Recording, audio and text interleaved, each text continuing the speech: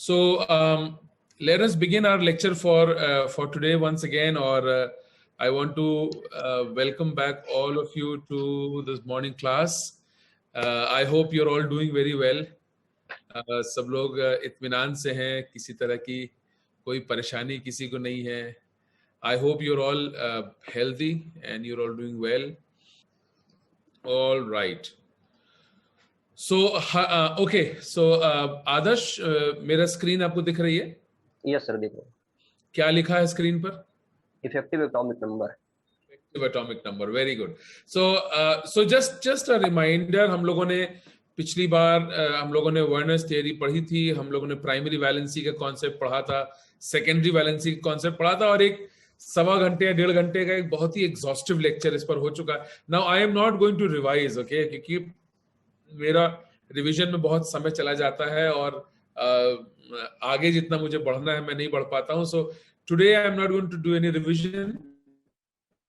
पिछली बार मैंने वर्नर्स थ्योरी को कंप्लीट किया है. आज हम लोग आगे बढ़ेंगे and we are going to study this new concept. हो सकता है आप में से कुछ लोगों के लिए नया होगा, हो सकता है आप में से कुछ ने इसको पहले से पढ़ा हो. Nevertheless it's a very interesting concept and I want all of you to really pay attention as we proceed today in the class. और जो हमारा सिस्टम है, हम सिस्टम वही फॉलो करेंगे.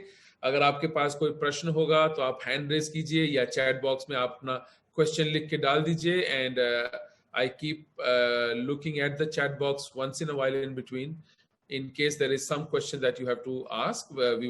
We will discuss it. Okay, now let us begin for today.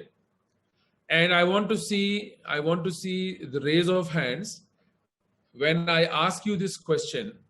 वहीफा, कुछ पूछना है आपको, बताइए. नहीं, okay, fine. So now this is the first question where I'm going to begin today's lecture. What is atomic number? Raise your hand and tell me, or type it in the chat box. What is atomic number? Come on, let's see. Sir, it is the total number of electrons present in a neutral atom or the number of protons in an atom. Atomic number is primarily the number of electrons present in an atom. Rajdatta, I am very, very sorry, but your answer is not right. Samiksha, your answer is not. Atomic number is not the number of protons.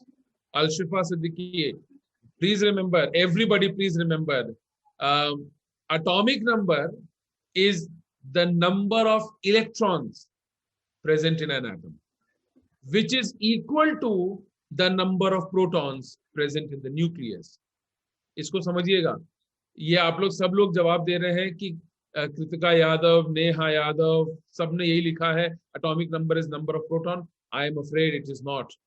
अगर आप examination में सवाल के जवाब में ये लिखेंगे तो I am very very sorry to inform you कि आपके नंबर कट जाएंगे, 0 मिलेगा इस सवाल के जवाब. Atomic number, listen carefully, is the number of electrons present in an atom. Atomic number is the number of electrons present in an atom, which is equal to, yes, isolated atom, which is equal to the number of protons present in the nucleus. So atomic number इलेक्ट्रॉनों की संख्या है जो प्रोटॉनों की संख्या के बराबर है, लेकिन atomic number प्रोटॉनों की संख्या नहीं है. इसको याद रखिएगा. Atomic number is the number of electrons present in an atom, which is equal to the number of protons present in the nucleus. Okay, so atomic number, अभी हम लोगों ने इस बात की चर्चा कर ली और आप में से बहुतों ने जवाब भी लिखा, कुछ ने सही कुछ ने गलत. But atomic number is the number of electrons. श्रेष्ठ मौर्य, बोलिए. सर अगर दोनों का नंबर मैच ना हो तब? ऐसा हो नहीं सकता. न्यूट्रल आइसोलेटेड एटम में इलेक्ट्रॉन संख्या प्रोटॉन संख्या के बराबर होती है. यही एटम की परिभाषा है भाई साहब. एटम की यही परिभाषा है. एटम वह स्पीशीज है जो कि न्यूट्रल होता है. न्यूट्रल होने का मतलब जितने इलेक्ट्रॉन बराबर उतने ही प्रोटॉन्स. Are you understanding? अगर इलेक्ट्रॉन और प्रोटॉन की संख्या बराबर नहीं है, इसका मतलब वो स्पीशीज एटम नहीं है. ठीक है? So atomic number is equal to the number of electrons, which is equal to the number of protons present in an atom. Okay, now so atomic number तो ये हो गया. What is effective atomic number? अब ये बड़ा interesting concept है, इसको देखिएगा. The total number of electrons present in a central metal atom. अब ध्यान दीजिएगा इस बात का, एक एटम और एक सेंट्रल मेटल एटम में फर्क है.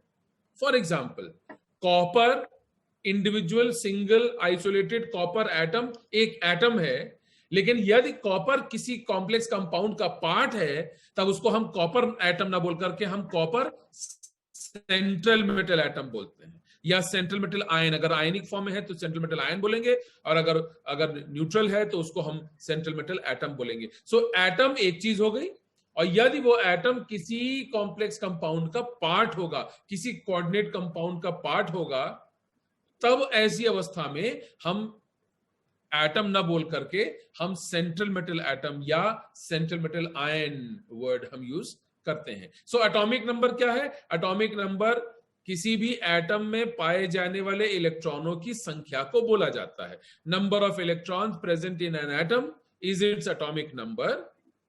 Number of electrons present in a central metal atom when it is part of a coordinate compound, then it is called effective atomic number. Now let me help you understand this whole thing. जैसे मैंने कहा, मान लीजिए मैंने कहा, ये मैं नीचे लिख रहा हूं, आदर्श जो मैं लिख रहा हूं दिख रहा है ना आपको? यस सर, दिख रहा है. ओके, ठीक. सो मान लीजिए कोबाल्ट का एटॉमिक नंबर होता है 27. ठीक है, आयरन का 26 होता है, cobalt atomic number is 27. So we have cobalt जिसका की एटॉमिक नंबर होता है 27. ये कोबाल्ट का एटॉमिक नंबर है, और ये कोबाल्ट आइसोलेटेड एटम का एटॉमिक नंबर है 27. लेकिन अगर कोबाल्ट, इसको ध्यान से सुनिएगा, कोबाल्ट जब किसी कोऑर्डिनेट कंपाउंड का पार्ट होता है,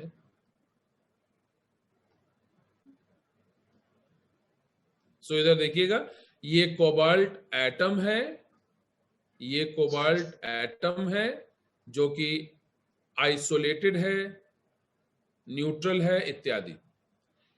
ये जो है ये कोबाल्ट सेंट्रल मेटल एटम है, या अगर आयनिक अवस्था में हुआ तो इसको हम सेंट्रल मेटल आयन बोले. ठीक. सो ये फर्क है दोनों में, ये दोनों कोबाल्ट्स में ये डिफरेंस है. यहां पर जो कोबाल्ट है वो एक आइसोलेटेड न्यूट्रल एटम है, सेपरेटेड है, किसी प्रकार का कोई उसमें बॉन्डिंग नहीं हो रही है.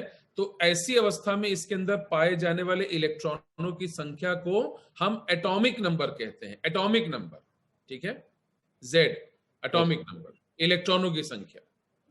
लेकिन जब यही कोबाल्ट किसी सेंट्रल मेटल, किसी कोऑर्डिनेट कंपाउंड का पार्ट हो जाता है, ऐसी अवस्था में इस कोबाल्ट को तब फिर हम एटम ना बोल करके हम सेंट्रल मेटल एटम बोलेंगे, या आयनिक स्टेट में होगा सेंट्रल मेटल आयन बोलेंगे. अब किसी भी मेटल के पास इलेक्ट्रॉनों की संख्या जब वो सेंट्रल मेटल आयन के रूप में एग्जिस्ट करता है, तब कितने इलेक्ट्रॉनों की संख्या होगी, उसे हम इफेक्टिव एटॉमिक नंबर कहते हैं. So what is atomic number? Simply it's defined. Atomic number is the number of electrons which are present in a neutral isolated atom.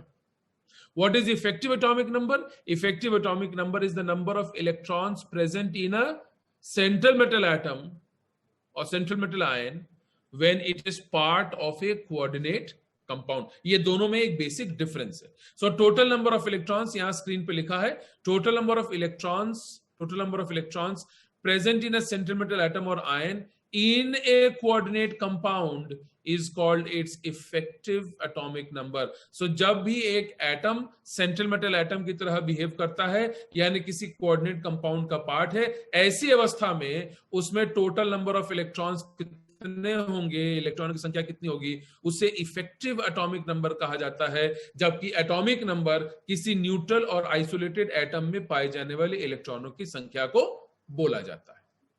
ठीक, सो ये पहली और इंपॉर्टेंट बात है। This is how we basically try to differentiate between what is atomic number and what is effective atomic number.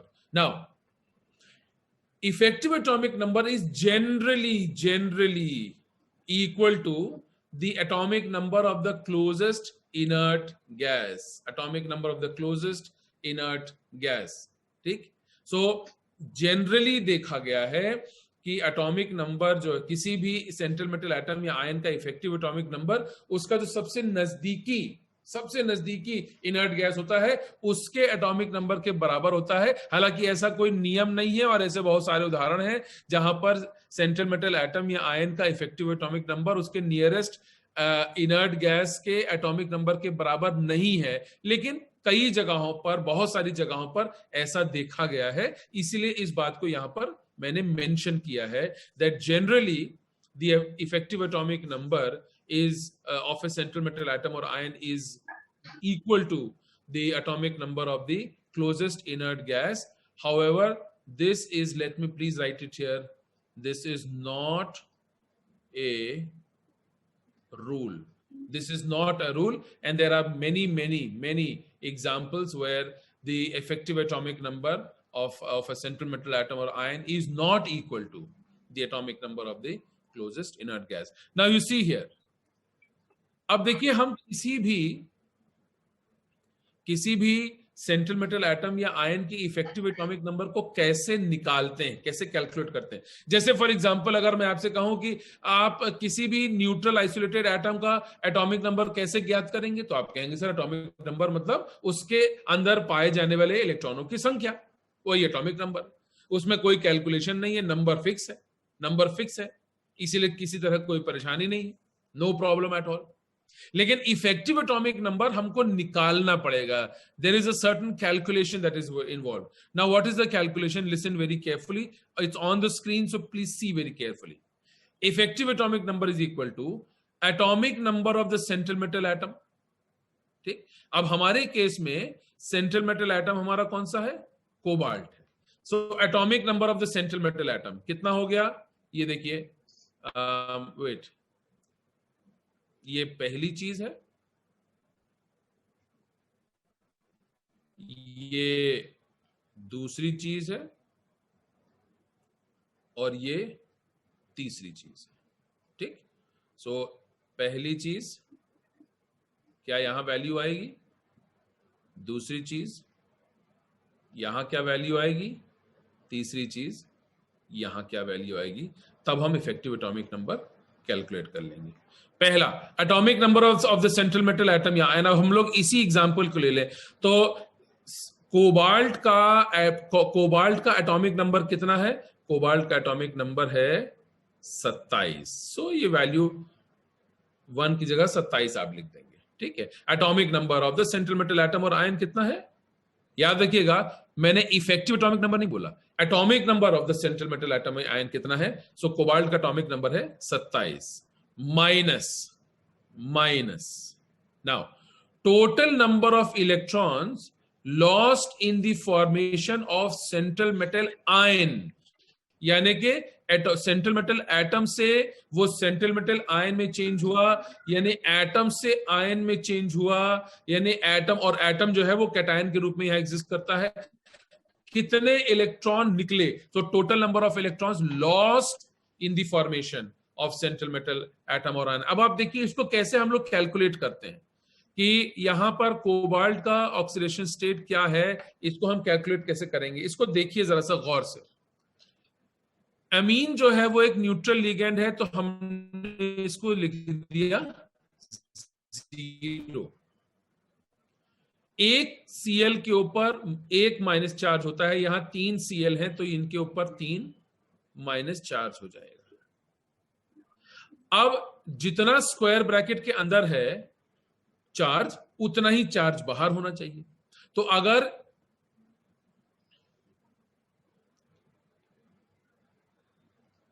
Adarsh, my voice is clear to you? Yes, sir. Yes. Okay good.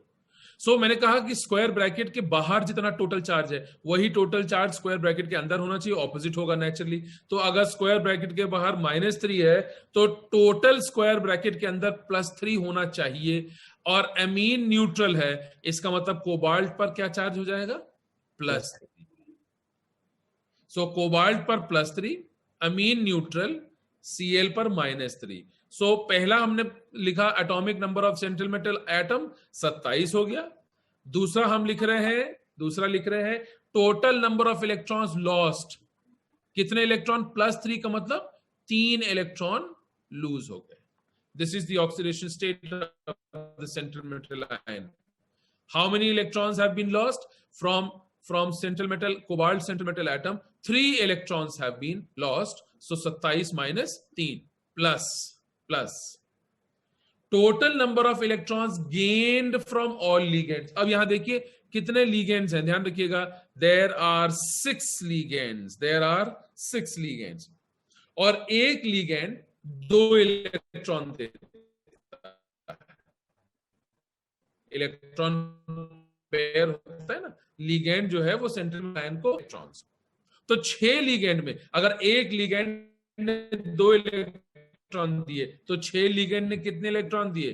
6 दूनी 12। सो 27 atomic number है atom का। 3 electrons इसमें से निकल गए जब वो ion में कन्वर्ट हुआ, सेंट्रल मेटल आयन में। Total number of electrons lost is 3 and total number of electrons gained from all ligands. तो 6 लिगेंड्स हैं तो, और एक लिगेंड जो है वो 2 इलेक्ट्रॉन देता है, तो 6 दूनी 12। 27 - 3 24 and 24 + 12 is 36। So the atomic number of cobalt is 27. However, the effective atomic number of cobalt in this particular complex compound is 36. Are you understanding? Can I see your hand if you are understanding? और अगर आपके पास कोई question है तो उस question को भी हम पूछ लेंगे, समझ लेंगे। Wonderful. So you are understanding. Great. You are brilliant. Brilliant लोग हैं आप लोग। आप लोगों को किसी ने बताया ये बात कि आप लोग ब्रिलियंट स्टूडेंट्स हैं? मैं बता रहा हूं आपको, अगर आपको किसी ने अब तक नहीं बताया, I am telling you that you are all brilliant students. आप एक बार में बात को समझ जाते हैं। ओके, सो ये बेसिक कॉन्सेप्ट है, एटॉमिक नंबर और इफेक्टिव एटॉमिक नंबर के बीच में जो डिफरेंस है उसको समझने के लिए ये बेसिक कॉन्सेप्ट। ठीक है, सो फिर एक बार देख ले, एटॉमिक नंबर किसे बोलते हैं? Well, atomic number is the number of, I'll do this. Atomic number is the number of electrons present in an atom. Effective atomic number is the number of electrons present in an atom when it is part of a coordinate compound. अब सुनिए फिर से, effective atomic number हम निकाल रहे हैं cobalt का effective atomic number निकाल रहे हैं जब वो इस कॉम्प्लेक्स कंपाउंड का पार्ट है। इस कॉम्प्लेक्स कंपाउंड, ये ध्यान रखिएगा, जैसे जैसे कॉम्प्लेक्स कंपाउंड चेंज होता है इफेक्टिव एटॉमिक नंबर की वैल्यू चेंज हो सकती है। इसीलिए मैं बार बार कह रहा हूं, we are trying to determine the effective atomic number of cobalt when it is part of this particular complex compound. 3 चीजें इसमें है, 3 पॉइंट्स हैं जिसको कि आपको ध्यान रखना है। पहला, atomic number of central metal atom कितना है? 27 है। कोबाल्ट का एटॉमिक नंबर 27 है। दूसरा, minus total number of electrons lost in the formation of central metal ion. तो 27, अब यहां देखिए आप, हम लोग क्या कर रहे हैं, हम ये देखना है कि कोबाल्ट के ऊपर क्या चार्ज है। जितना चार्ज होगा उतने ही नंबर ऑफ इलेक्ट्रॉन्स लॉस्ट होंगे। तो स्क्वायर ब्रैकेट के बाहर -3 है तो स्क्वायर ब्रैकेट के अंदर +3 होना चाहिए।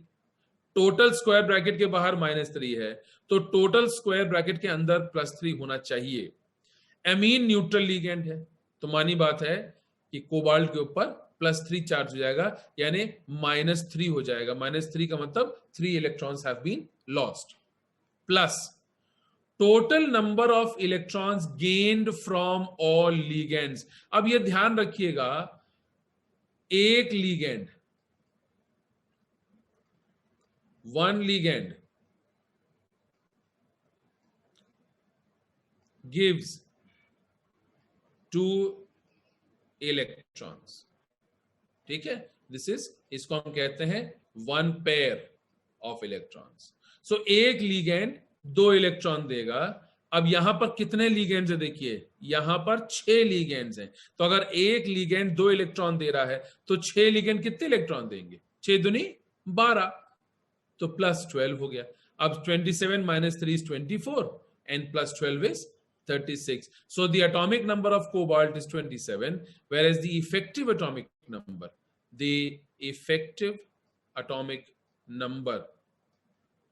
of cobalt is 36. ठीक? Is that all right? ये एक बहुत ही सिंपल कॉन्सेप्ट है लेकिन समझने वाली बात है।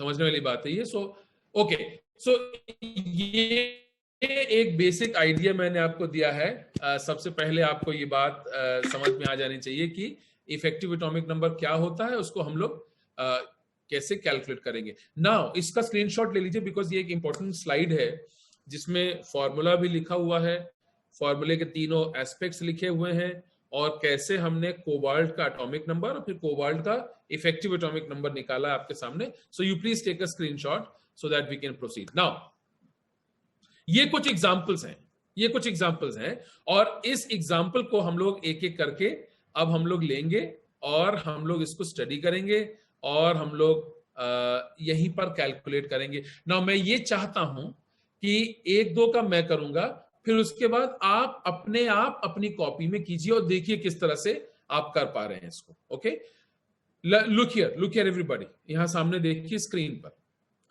जब भी हमें किसी भी कॉम्प्लेक्स कंपाउंड के अंदर, ये हमारा सेंट्रल मेटल एटम है, इसी का इफेक्टिव एटॉमिक नंबर निकालना है।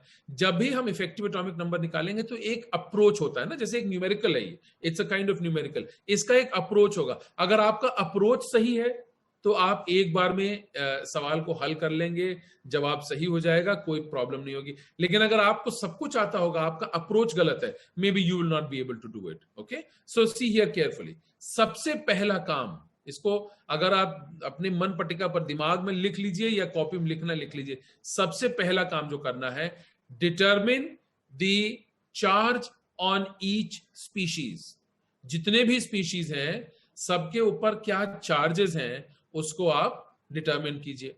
ठीक है, सो Cl के ऊपर, एक Cl पर एक नेगेटिव चार्ज होता है, तो यहां 3 Cl पर 3 नेगेटिव चार्ज, -3। ठीक, अब सुनिए, स्क्वायर ब्रैकेट के बाहर अगर -3 है तो स्क्वायर ब्रैकेट के अंदर टोटल +3 होना चाहिए, तभी वो जाके टोटल एक complex compound, neutral complex compound बन पाएगा। सो -3 बाहर है तो टोटल +3 हो जाएगा।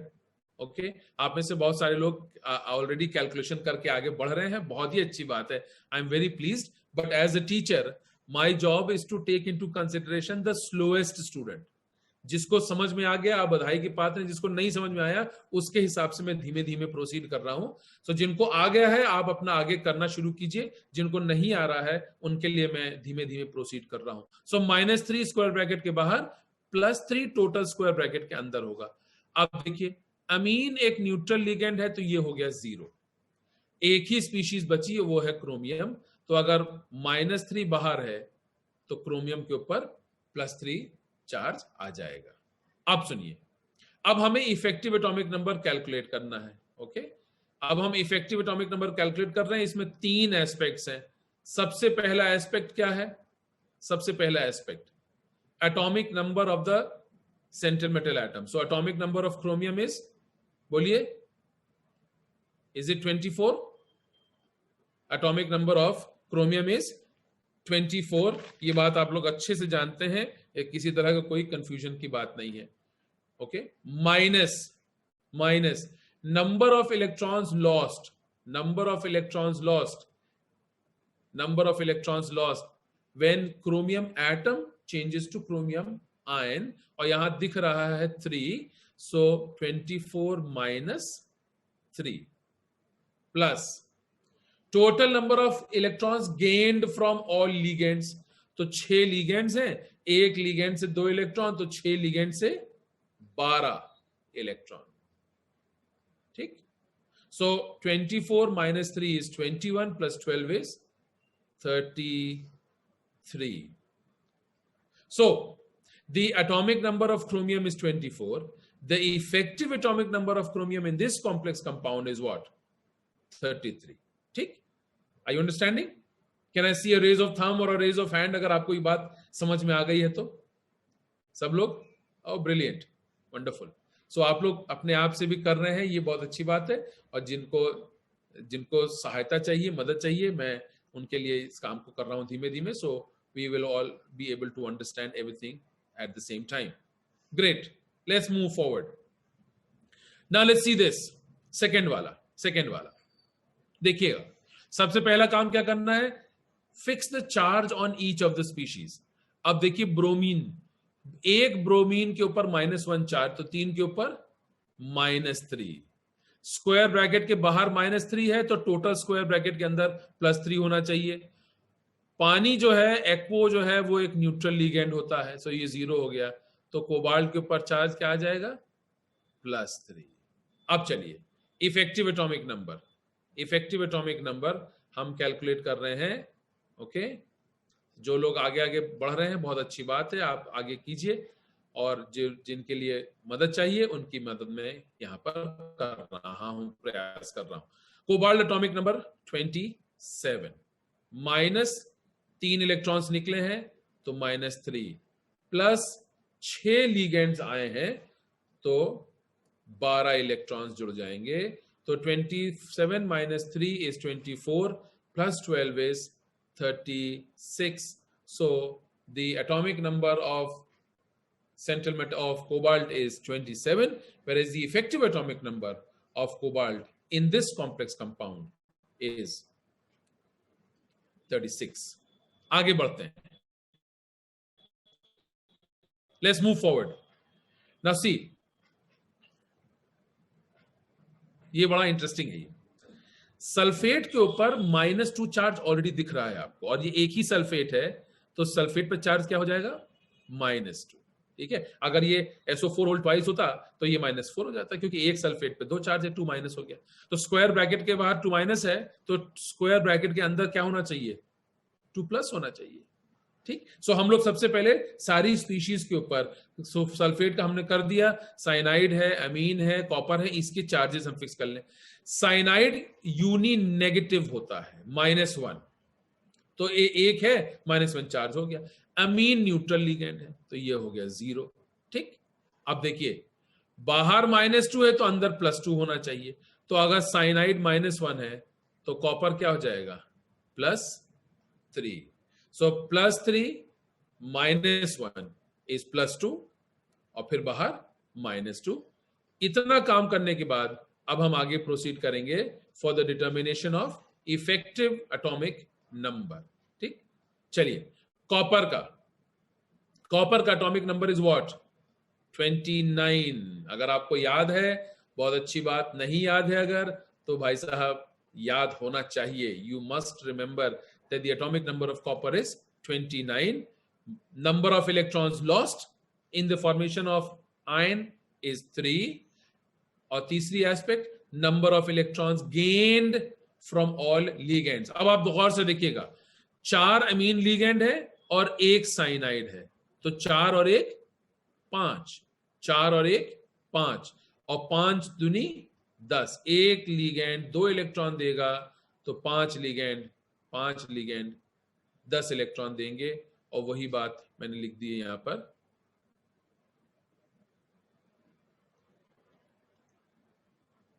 ठीक, सो 29 - 3 is 26, plus 10 is what? 36. 36 is the effective atomic number of copper, whereas the atomic number of copper is 29. Let's go forward. चलिए, राइट, आगे बढ़े। अब इन 3 के मुकाबले ये जो चौथा वाला है, ये थोड़ा फर्क है। यहां पर स्क्वायर ब्रैकेट वाला पोर्शन बाद में था, यहां स्क्वायर ब्रैकेट के बाहर वाला पोर्शन पहले है। गौर से देखिएगा, एक पोटेशियम पर एक पॉजिटिव चार्ज होता है, तो 4 पोटेशियम पर +4। यही काम कीजिएगा, सबसे पहले सभी स्पीशीज पर चार्जेस को फिक्स कीजिएगा। Okay, everybody is able to understand? बहुत बढ़िया, keep moving, very good very good. I also थोड़ा सा मैं भी स्पीड बढ़ाऊंगा अब इसके बाद। पोटेशियम के ऊपर +4 चार्ज हो जाएगा, क्योंकि एक पोटेशियम पर एक पॉजिटिव चार्ज है, तो 4 पर 4 पॉजिटिव चार्ज। तो अगर स्क्वायर ब्रैकेट के बाहर 4+ है, तो स्क्वायर ब्रैकेट के अंदर 4- होना चाहिए। ओके, अब एक साइनाइड पर एक नेगेटिव चार्ज, तो 6 साइनाइड पर -6 हो जाएगा। तो अगर ये -6 हो जाएगा, तो ये हो जाएगा +2। -6 + 2 इज -4, और तब ये +4। अब आइए, हमको निकालना है effective atomic number of iron in this particular complex compound. Iron का एटॉमिक नंबर आपको अच्छे से याद होना चाहिए, 26 होता है। 26 is the atomic number of iron. Minus number of electrons lost is how much? 2, क्योंकि ये फेरस आयन है, और आयरन एटम जब फेरस आयन में चेंज होता है 2 इलेक्ट्रॉनों को रिलीज करता है। फेरिक में चेंज होगा 3+3 इलेक्ट्रॉन्स, बट यहां पर फेरस है 2, सो 26 - 2। और 6 साइनाइड हैं, तो 6 साइनाइड का मतलब 12 इलेक्ट्रॉन्स लिगेंड से जुड़ गए। सो 26 - 2 is 24 + 12 is 36. So the effective atomic number of iron, the atomic number of iron is 26, whereas the effective atomic number of iron is 36 in this particular complex compound. Let's take a step forward. आगे बढ़ते हैं हम, फिर से देखिएगा। अब देखिए यहां पर आप इधर 3 पोटेशियम है, तो +3 चार्ज, +3 बाहर है, तो अंदर -3 होना चाहिए। तो साइनाइड का हो गया -6, तो आयरन का हो गया बोलिए 3। सो अब ये हो गया -3 और बाहर हो गया +3। अब हम देखिए एटॉमिक इफेक्टिव एटॉमिक नंबर हम निकाल रहे हैं।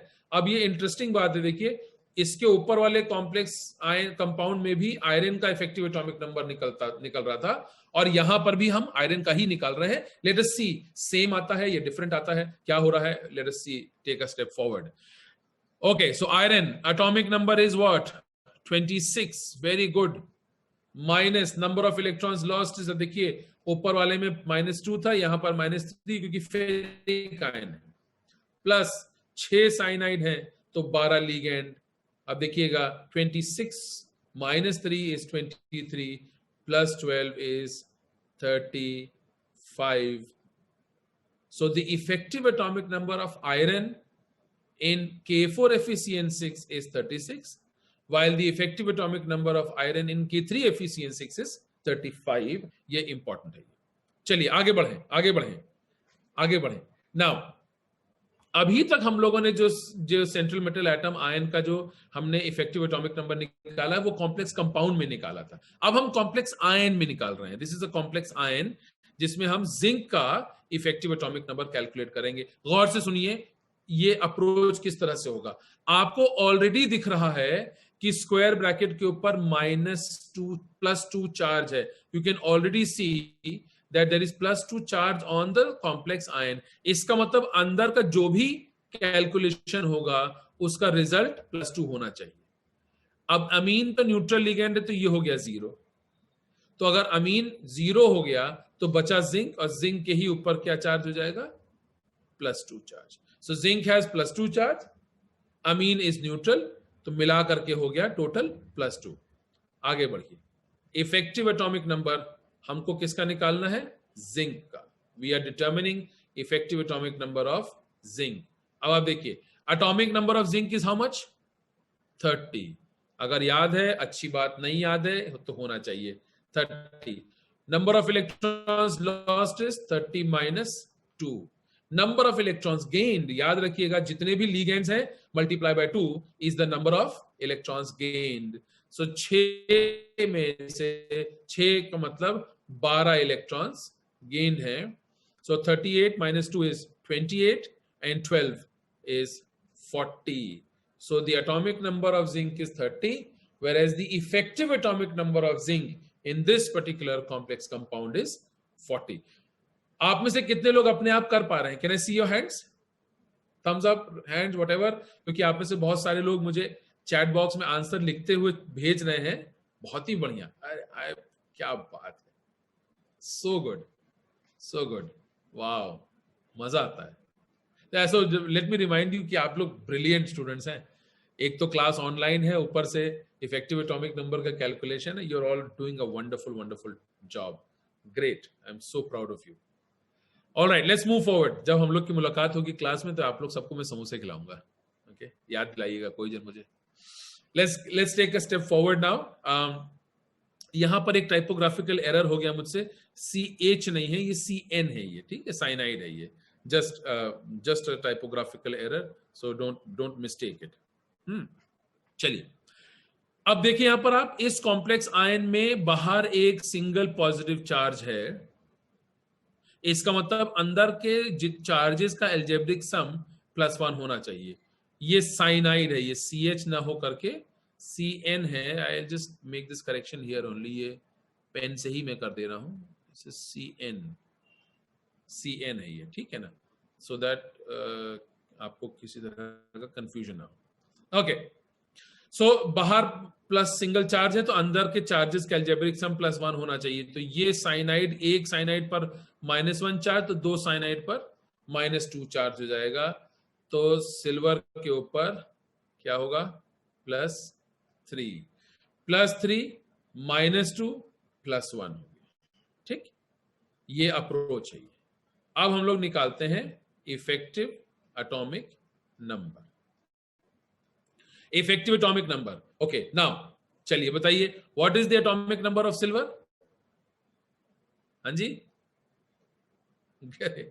वंडरफुल. 47. शिवानी, 48 तो कैडमियम का होता है, 47 है ये. Very good. 47 is the atomic number of silver. Minus how much? 3 plus, अब देखिएगा दो लिगेंड्स हैं तो 2 दूनी 4. 4 electrons have been gained from all ligands. So 47 minus 3 is 44 and plus 4 is equal to 48.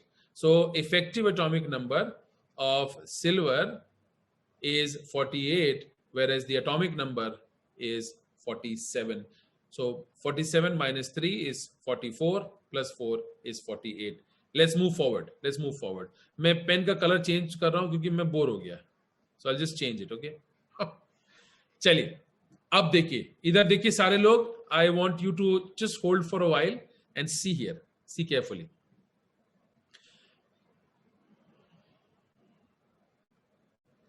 एक सेकेंड. राइट, ये जो कंपाउंड है ना, CO6, ये एक न्यूट्रल कंपाउंड है. ये न्यूट्रल कंपाउंड. इसका मतलब ये है कि स्क्वायर ब्रैकेट के बाहर कोई चार्ज नहीं है. इसका मतलब स्क्वायर ब्रैकेट के अंदर भी ओवरऑल कोई चार्ज नहीं होना चाहिए. ये एक इंपॉर्टेंट बात है, एक इंपॉर्टेंट एस्पेक्ट है जिसको कि समझना हम लोगों को जरूरी है. सो कार्बोनिल लिगेंड ऑलरेडी न्यूट्रल होता है,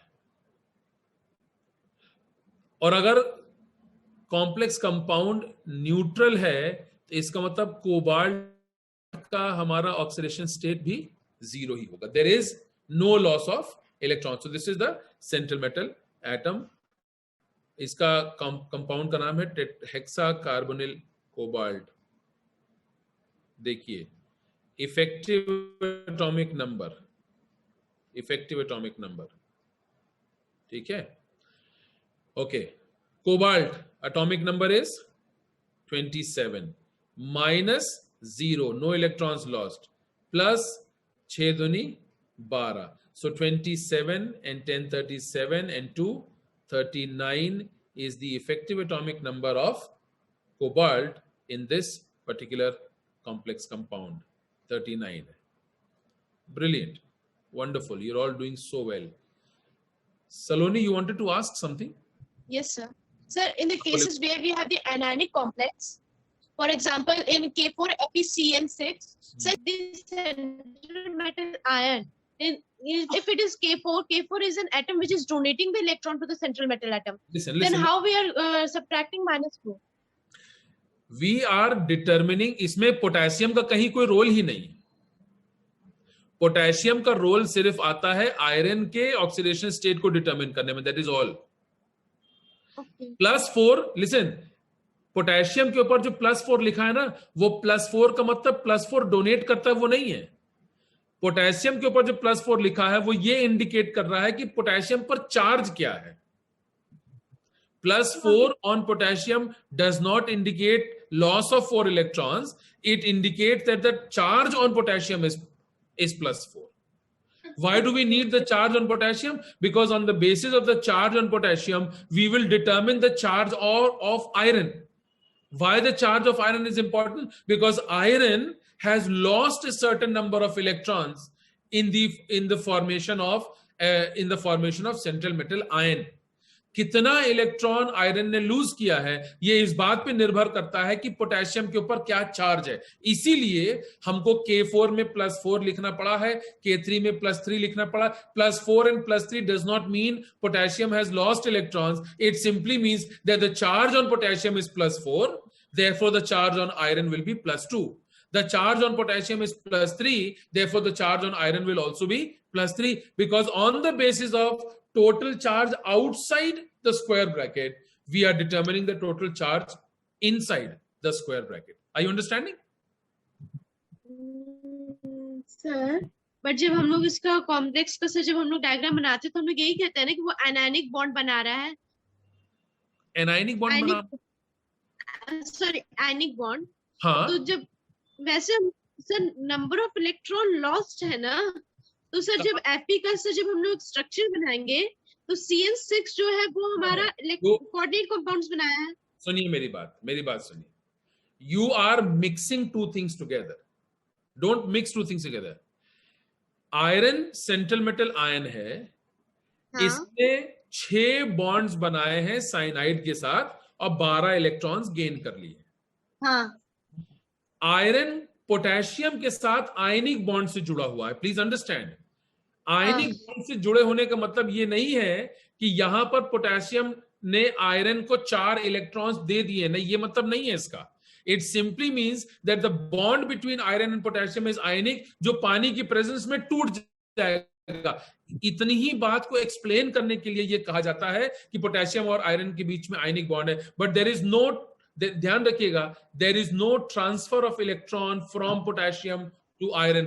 The bond is only indicating that it will disintegrate in the presence of water, and potassium will separate and complex ion will separate. जब complex ion separate हो जाएगा, potassium separate हो जाएगा. ये क्यों separate हो गया, इस बात को explain करने के लिए बताया गया है कि पोटेशियम जो है वो आयरन के साथ आयनिक बॉन्ड से जुड़ा है और साइनाइड के साथ कोऑर्डिनेट बॉन्ड से जुड़ा है, इसलिए वो नहीं टूटेगा. सो इसीलिए सेंट्रल मेटल एटम और आयन कितना इलेक्ट्रॉन लूज कर रहा है ये फाइनली उसके चार्ज पे डिपेंड कर रहा है. And it will gain 6 electrons from all the other ligands जिसके साथ उसने कोऑर्डिनेट बॉन्ड बनाया हुआ. चलिए let's proceed further.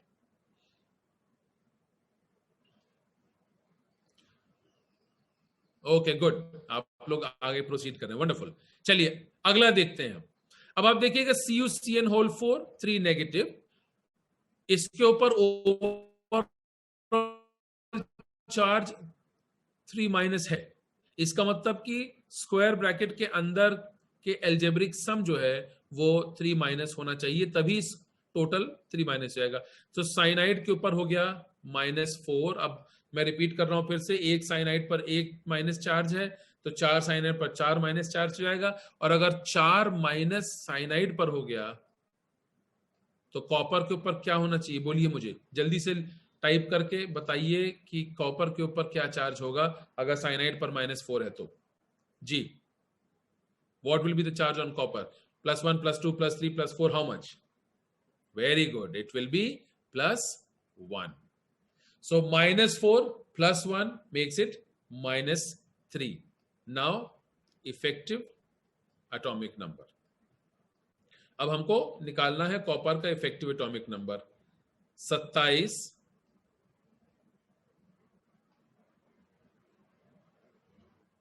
I'm sorry, it is not 27, it is 29.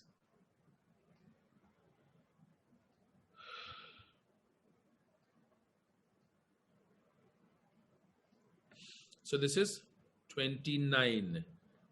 Copper atomic number is 29. Minus how much? 1. Plus how much? 4 ligands. 4 into 2 is 8. So 29 minus 1 is 28. And 8 is how much? 36. देखिए आप में से कितनों ने जवाब दिया है? How many of you are answer? Brilliant. Brilliant. 36. Very good. So the effective atomic number of copper in this particular complex compound is 36. चलिए इसको देखिए अब, ये वाला सेकेंड लास्ट वाला. अब देखिए, एक सोडियम पर एक चार्ज, सो 3 सोडियम पर 3 चार्ज. ठीक. अब अगर बाहर 3 प्लस है तो अंदर टोटल 3 माइनस हो जाना चाहिए, तब जाकर के टोटल न्यूट्रल कॉम्प्लेक्स कंपाउंड बनेगा. अब देखिए SO4 थायोसल्फेट के ऊपर -2 चार्ज होता है. सो एक थायोसल्फेट पर -2 है, यहां 2 थायोसल्फेट है, तो टोटल क्या हो जाएगा? -4. थायोसल्फेट के ऊपर एक थायोसल्फेट पर -2 चार्ज होता है, यहां 2 थायोसल्फेट हैं, तो -4 हो जाएगा. तो अगर ये -4 है तो ये हो जाएगा +1, ये हो जाएगा +1. सो -4 + 1 इज -3 और बाहर +3. अब निकालिए इफेक्टिव एटॉमिक नंबर, ये कैलकुलेशन करेंगे. ओके, सिल्वर, चलिए how much? 47 -1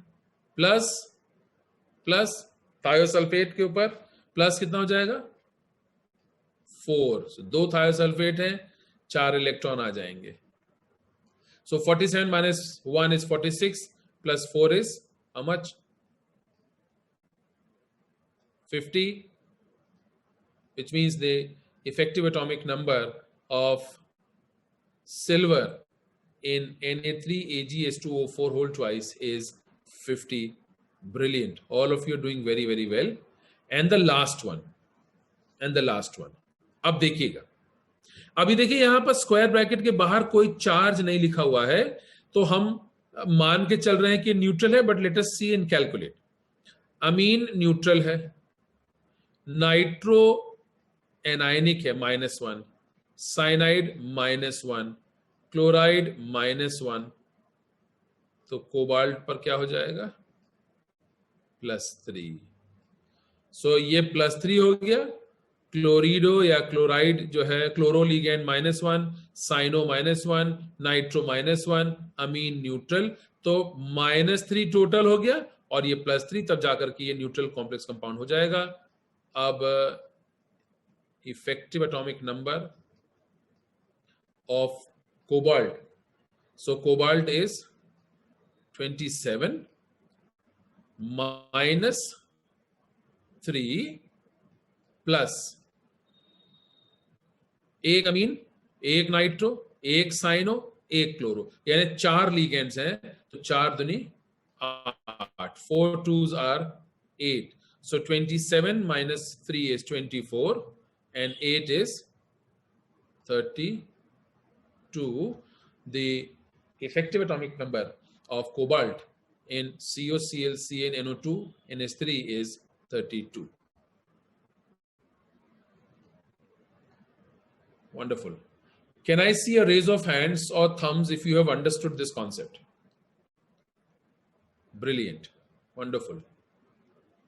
Very, very encouraging and thank you so much. You are all doing a wonderful job. आप लोगों को बातें समझ में आ रही हैं, तो बहुत ही अच्छी बात है and I really appreciate your contribution. Okay. Now with this we come to an end of the concept of effective atomic number. हाँ, ठीक है, थैंक यू. थैंक यू, आप लोग हैंड रेज कर रहे हैं और मैंने देखा है, so thank you very much. And इसी तरह से आगे बढ़ते रहिए ना। ये तो मैंने आपको कुछ एग्जांपल्स दिए थे और उसको मैंने आपके लिए सॉल्व भी कर दिया। मैं ये चाहता हूं कि आप इनऑर्गेनिक केमिस्ट्री किताब खोलिए, कोऑर्डिनेट कंपाउंड चैप्टर खोलिए, और वहां जितने कॉम्प्लेक्स कंपाउंड्स आपको दिख रहे हैं एक एक करके सबके सेंट्रल मेटल एटम या आयन के इफेक्टिव एटॉमिक नंबर्स को कैलकुलेट कर डालिए, ज्यादा बेहतर होगा। समय कम है Priya, I will not allow you to ask question, but we will move forward और हम शुरू करना चाहते हैं। हेडिंग डाल लीजिएगा, IUPAC rules for nomenclature of coordinate compounds. IUPAC rules for nomenclature of coordinate compounds, a very very important aspect, and I just hope that you're all effectively studying। मेहरबानी इसको मेहनत से पढ़िए ताकि आप लोगों को सारे कॉन्सेप्ट्स अच्छी तरह से क्लियर रहेंगे। What is the use of effective atomic number? Well, Adarsh is asking a question, what is the use of effective atomic number? Say, what is the use of atomic number?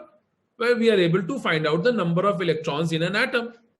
So what is the use of effective atomic number? We are able to find out the total number of electrons in a central metal atom. यही दोनों में यही इसका advantage है कि जब atom isolated है और जब एटम न्यूट्रल है, अनबॉन्डेड है, तो हमें उसके अंदर इलेक्ट्रॉनों की संख्या मालूम है, उसको हम एटॉमिक नंबर कहते हैं। उसी तरह से जब एक एटम किसी कोऑर्डिनेट कंपाउंड का पार्ट है तब उसमें कितने इलेक्ट्रॉन्स हैं वो हम कैसे पता लगाएंगे? वो इफेक्टिव एटॉमिक नंबर। अच्छा, एक एडवांटेज और हम कह सकते हैं कि भाई कि जितने इलेक्ट्रॉन्स होंगे उसके करस्पॉन्डिंग उसका इलेक्ट्रॉनिक कन्फिगरेशन होगा, वैलेंशियल इलेक्ट्रॉनिक कन्फिगरेशन। तो हम ये कह सकते हैं कि जब हमें वैलेंस इफेक्टिव एटॉमिक नंबर मालूम होगा तो हम ये भी पता लगा सकते हैं कि उसके वैलेंस शेल का इलेक्ट्रॉनिक कन्फिगरेशन क्या है। हम ये भी पता लगा सकते हैं कि उसके वैलेंस शेल में कितने वेकेंट ऑर्बिटल्स हैं, यानी कितने इलेक्ट्रॉनों को central metal atom ion gain कर सकता है, यानी कितने कोऑर्डिनेट बॉन्ड्स बन सकते हैं। सो ये एडवांटेज, स्टेबिलिटी भी बता सकते हैं। वेल ठीक है, स्टेबिलिटी के बारे में भी कुछ कहा जा सकता है। हालांकि ऐसा मैंने कहा ना कि effective atomic number nearest inert gas के एटॉमिक नंबर के बराबर होता है, लेकिन कोई जरूरी नहीं है। It's not a necessity. भाई जहां 36 है वहां पर चलिए ठीक है भाई, बोल दिया कि हाँ ठीक है ये इनर्ट गैस एटॉमिक नंबर बराबर, लेकिन जहां नहीं है वो भी सब स्टेबल हैं और कंपाउंड्स ओके हैं, right? So let's move forward and we are now going to talk about the IUPAC rules for nomenclature, another very important topic. Now, heading डालिए।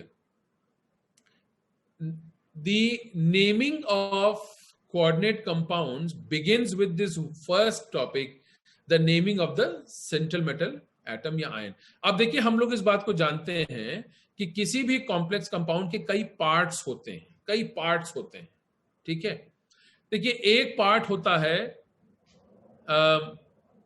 स्क्वायर ब्रैकेट के अंदर का हिस्सा, इसको कि हम कॉम्प्लेक्स आयन वाला पार्ट बोलते हैं। एक पार्ट होता है स्क्वायर ब्रैकेट के बाहर का हिस्सा।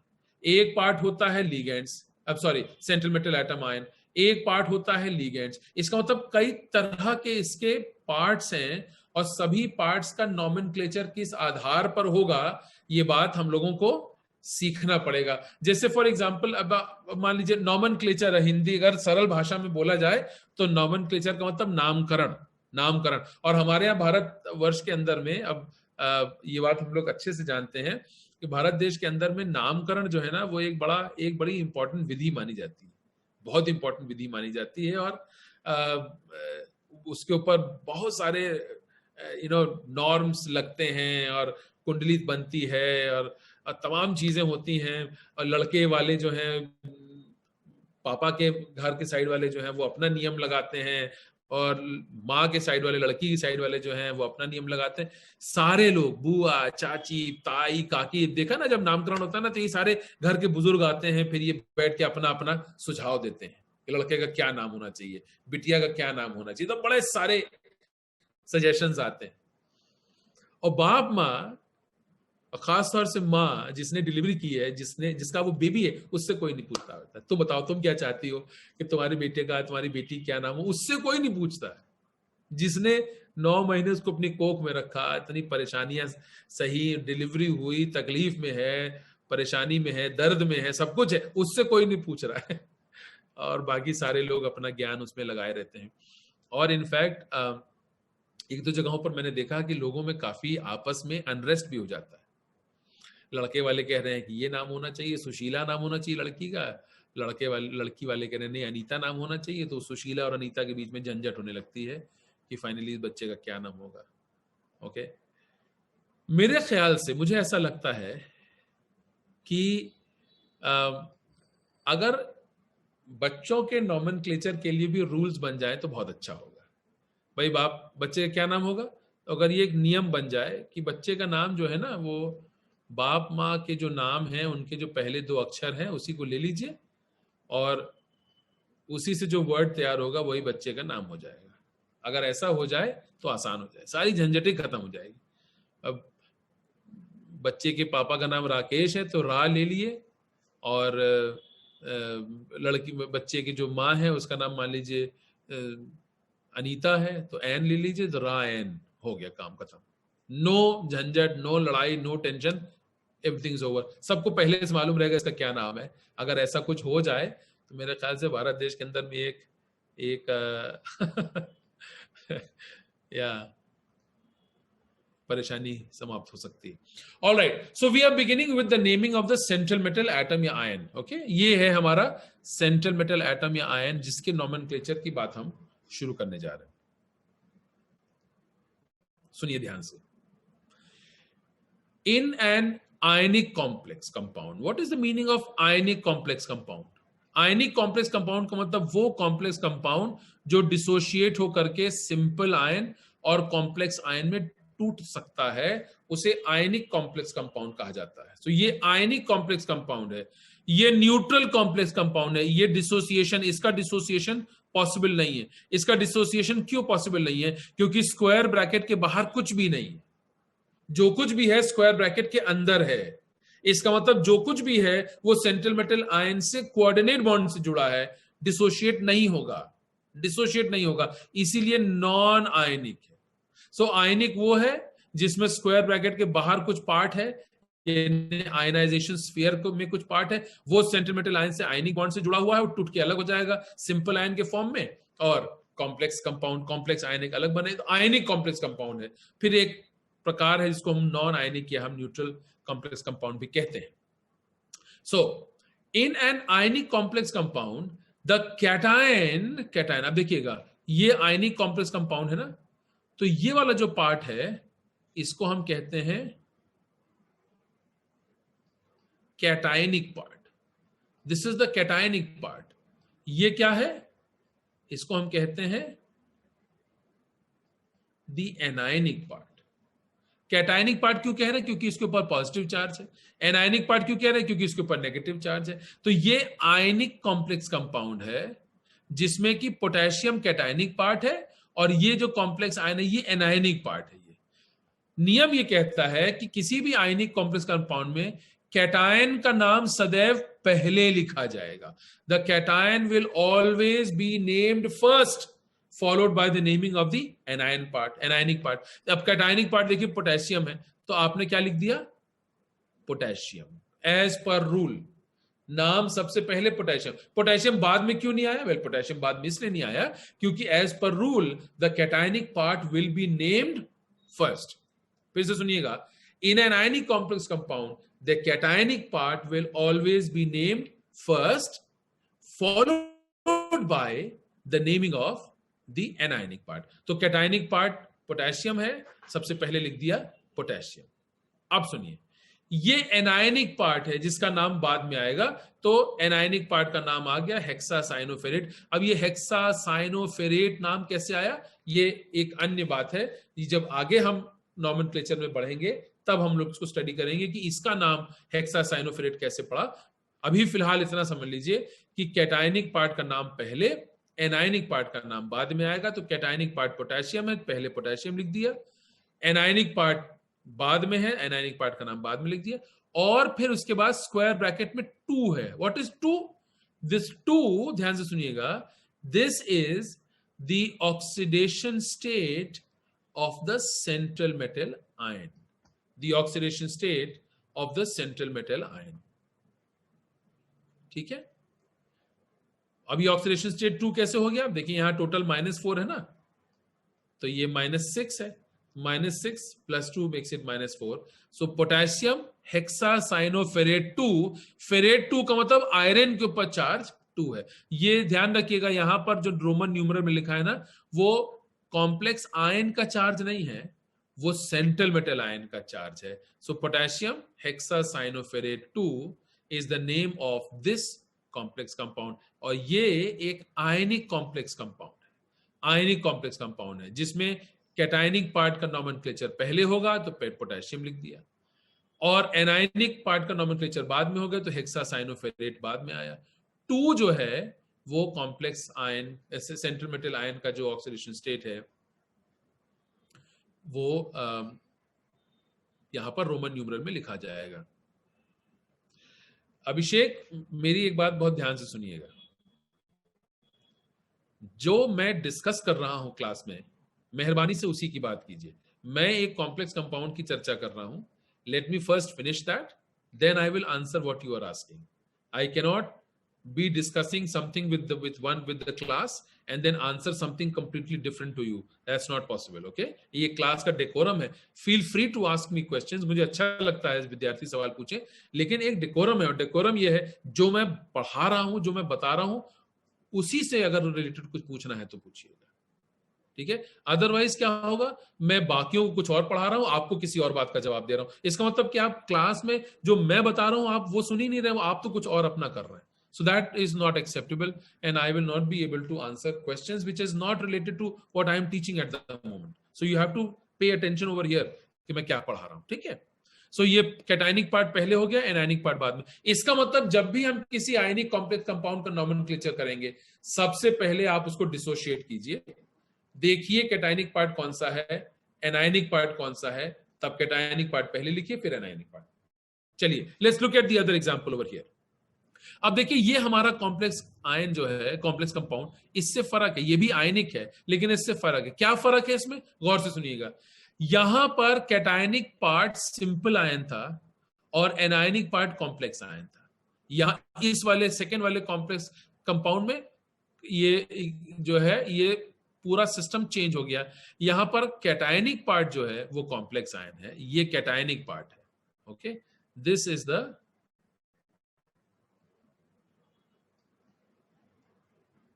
कैटायनिक पार्ट, और जो सिंपल आयन है, ये सिंपल आयन क्या है, ये एनायनिक पार्ट है। Cationic part is the complex ion, anionic part is the simple ion. अब नियम क्या कहता है, कैटायनिक पार्ट का नॉमेनक्लेचर पहले होगा तो ये कैटायनिक पार्ट, इसी का नॉमेनक्लेचर पहले होगा, इसीलिए हमने लिखा हेक्सामीन कोबाल्ट। अब देखिए, ये जो रोमन न्यूमरल में 3 लिखा है ना, ध्यान रखिएगा, ये सेंट्रल मेटल आयन का जो चार्ज है। अब देखिए, अगर ये -3 है तो इसके ऊपर क्या हो जाएगा, +3। अब अगर टोटल कॉम्प्लेक्स आयन पर +3 चार्ज है, एमीन न्यूट्रल है, तो कोबाल्ट के ऊपर क्या हो जाएगा, +3। तो ये जो रोमन न्यूमरल में +3, this is the charge on the central metal ion 3। So hexammine cobalt 3, ये हो गया कैटायनिक पार्ट। इसके बाद आया anionic part, chloride, hexamine cobalt 3। अब सुनिए मेरी बात, कहीं कहीं पर हेक्सामीन कोबाल्ट 3 ट्राइक्लोराइड लिखा मिलेगा या हेक्सामीन कोबाल्ट 3 क्लोराइड लिखा मिलेगा। ट्राइक्लोराइड नहीं लिखा जाएगा। क्यों नहीं लिखा जाएगा, क्योंकि कोबाल्ट के ऊपर जो चार्ज है, इसी से मालूम पड़ रहा है कि कितने क्लोराइड हैं। अगर यहां कोबाल्ट के ऊपर +4 चार्ज होता तो यहां पर बाहर भी +4 हो जाता, तो ये 4 क्लोराइड हो जाते। अगर कोबाल्ट पर 2 होता तो यहां पर भी कॉम्प्लेक्स आयन पर चार्ज 2 हो जाता, तो ये 2 क्लोराइड हो जाता। इसीलिए 2 क्लोराइड है कि 3 क्लोराइड है कि 4 क्लोराइड है, ये इससे डिटरमिन हो रहा है कि कोबाल्ट के ऊपर क्या चार्ज है, और इसीलिए ट्राइक्लोराइड नहीं लिखा जाएगा। So hexammine cobalt 3 is the cationic part, ये कैटायनिक पार्ट है ये। और तब उसके बाद क्लोराइड जो है ये anionic part. So the cationic part will always be named first, followed by the nomenclature of the anionic part. ठीक, ये उन कॉम्प्लेक्स कंपाउंड्स के लिए है जो आयनिक कॉम्प्लेक्स कंपाउंड्स हैं, यानी जो डिसोशिएट होंगे, एक सेंट्रल मेटल आयन, एक सिंपल आयन बनेगा और एक कॉम्प्लेक्स आयन बनेगा, जिनमें इस तरह का सेपरेशन, आयन डिसोसिएशन पॉसिबल है, उनको आयनिक कॉम्प्लेक्स कंपाउंड कहते हैं.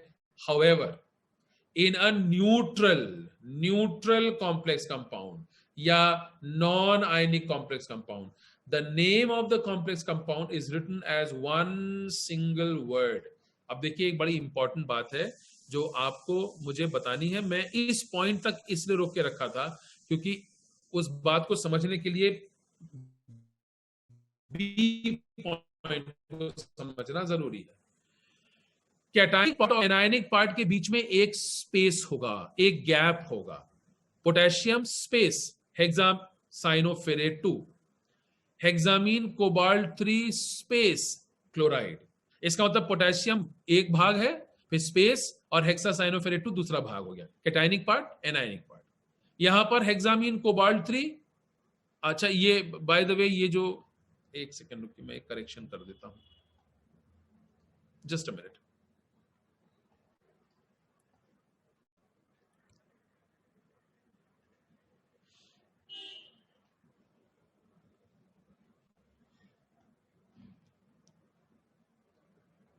I just wanted to make one correction, वो मैंने कर दिया है. Okay. So hexamine cobalt 3 is one word, space chloride. Hexamine cobalt 3 is one word, space chloride. ये एक पार्ट है, फिर स्पेस है, दूसरा पार्ट है. Potassium space one part, hexacyanoferrate 2 second part. कोई नॉन आयनिक कॉम्प्लेक्स कंपाउंड में या न्यूट्रल कॉम्प्लेक्स कंपाउंड में, ध्यान दीजिएगा, न्यूट्रल कॉम्प्लेक्स कंपाउंड में the name of the entire compound is written as one word. जैसे यहां पर पूरे कंपाउंड का नाम दो भागों में डिवाइडेड है. पोटेशियम एक भाग, हेक्सासाइनोफेरेट 2 दूसरा भाग, हेक्सामीन कोबाल्ट 3 एक पार्ट, क्लोराइड एक पार्ट. उस तरह से नॉन आयनिक कॉम्प्लेक्स कंपाउंड में अलग अलग पार्ट्स नहीं होंगे. The entire thing will be written as one single word. अब देखिए, Cl2 है ना, तो ये हो जाएगा -2. मैं ये क्यों कर रहा हूं? क्योंकि हमें प्लैटिनम के ऊपर जो चार्ज है वो डिटरमिन करना है. सो Cl के ऊपर -2, ये बाहर तो 0 है, न्यूट्रल है ना, नॉन आयनिक है ये. सो Cl2 -2, अमीन न्यूट्रल होता है, तो प्लैटिनम के ऊपर क्या चार्ज हो जाएगा? +2, तब जाकर के बाहर 0 होगा. अब सुनिए, यहां पर कोई कैटायनिक एनायनिक पार्ट नहीं है, लेकिन एक नियम यहां पर लगेगा, और वो नियम डिटेल में मैं बाद में बताऊंगा. लेकिन नियम ये है कि ligands will be named first.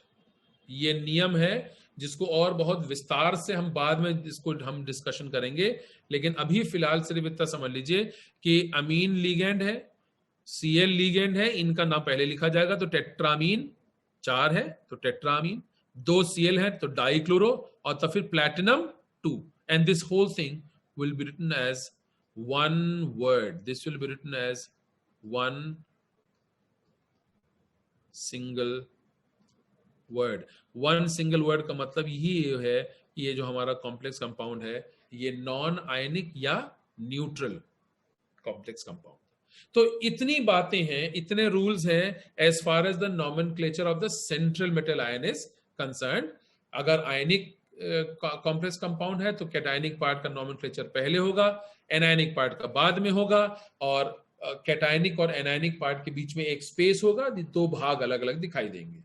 So potassium cationic part, space, hexacyanoferrate 2 anionic part. Hexamine cobalt 3 cationic part, space, chloride anionic part. लेकिन एक न्यूट्रल या नॉन आयनिक कॉम्प्लेक्स कंपाउंड में the name of the complex compound is going to be written as one single word. और उसके बाद वो नीचे आपको दिख रहा है, लिगेंड का नाम पहले लिख दिया, सेंट्रल मेटल आयन के बाद में. Okay. Bushra is asking, when we have 2 or more ligands, then which ligand should be named first? Very relevant question. एक नियम है, लिगेंड्स का नॉमेनक्लेचर हमेशा अल्फाबेटिकल ऑर्डर में होगा, अल्फाबेटिकल ऑर्डर में। ओके, इसका मतलब जिस लिगेंड का नाम ए से शुरू हो रहा है वो पहले है, पहले लिखा जाएगा। जिसका अगर यहां पर ब्रोमीन होता है, ब्रोमो लिगेंड होता है, तो ब्रोमो लिगेंड बाद में आएगा। क्लोरो है तो क्लोरो बाद में आएगा। इसका मतलब ये है कि अमीन ए से शुरू हो रहा है, पहले उसका नॉमेनक्लेचर होगा। क्लोरो सी से शुरू हो रहा है, बाद में होगा। एक इंपॉर्टेंट बात ध्यान दीजिएगा, यहां 4 अमीन है तो हमने लिखा टेट्रा अमीन, लेकिन अल्फाबेटिकल ऑर्डर में टेट्रा हम यूज नहीं करेंगे, हम अमीन का ए यूज करेंगे। सिर्फ टेट्रा का टी नहीं होगा, अमीन का सिर्फ ए होगा। नॉमेनक्लेचर जो है वो does not, the alphabetical order is not on the basis of the number of ligands, it is based on the basis of the name of the ligand. तो ए, टेट्रामीन का ए और डाइक्लोरो का सी, इसका अल्फाबेटिकल ऑर्डर हम लेंगे। ध्यान सुनिए, अगर टेट्रामीन का टी हमने ले लिया होता तो डाइक्लोरो पहले होता, क्योंकि डी पहले आता है। डाइक्लोरो का डी लेते, टेट्रामीन का टी लेते। अगर तो डाइक्लोरो पहले होता, टेट्रामीन बाद में होता, क्योंकि डी पहले आता है, टी बाद में आता है। मगर ऐसा नहीं है। We are in preparing the alphabetical order, we do not take into consideration the number of ligands, but we just take into consideration the name of the ligand. To tetramine, we do not consider T of the tetra, we consider A of amine. Dichloro, we do not consider the D of di, but the C of chloro. इसीलिए tetramine पहले, dichloro बाद में, platinum 2, one single word, जिसमें कि ligands का nomenclature पहले होगा। So with this we come to an end for today. और मैं चाहता हूं कि आप इसका स्क्रीनशॉट ले लीजिए, एक बहुत इंपॉर्टेंट स्लाइड है ये आपके लर्निंग के लिए। इसको अच्छे से अपने पास नोट करके रख लीजिए। मैंने बार बार कहा है कि मेहरबानी से आप लोग अपने नोट्स बनाते रहिएगा, ताकि आगे चल करके आप जब आप डिटेल में अपने खुद के नोट्स बना रहे हैं तो इसमें आपको थोड़ी मदद मिलेगी इस लेक्चर में। So with this we come to an end for today. All the best. You have a good day. You have a good time all together. Or stay safe, stay at home, enjoy yourself. Bye-bye.